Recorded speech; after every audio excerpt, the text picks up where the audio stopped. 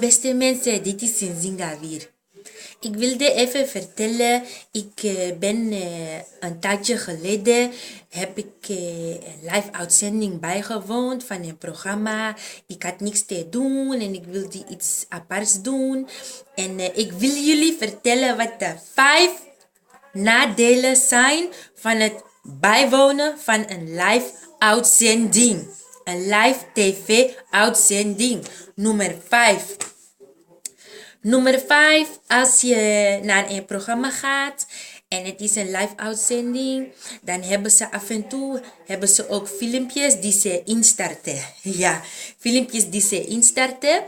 En op dat moment komt het publiek even niet in beeld. Ja, dus als je jeuk hebt of je wil hoesten, dan moet je even wachten tot die filmpje is ingestart. Ja, en dan moet je als die filmpje nog niet is begonnen, moet je niet krabben.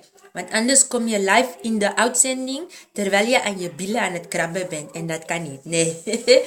En de opnameleider, die gaat zo aftellen. Zo, 5, 4, 3, 2, 1. En dan weet je dat je moet stoppen met krabben aan je billen. Ja.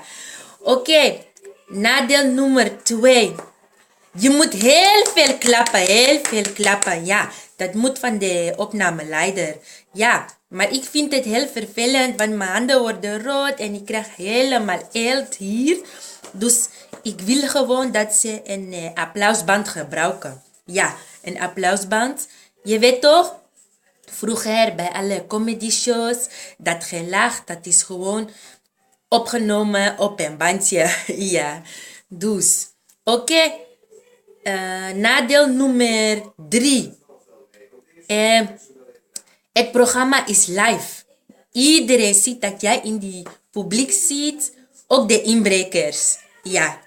Oké. Nadeel nummer 4. Wat ook heel vervelend is, als je in die live uitzending 5 minuten zendtijd eist, dan word je meteen afgevoerd. Ja, oké. Nadeel nummer 5. Ja, het is heel vervelend als je in een live uitzending bent.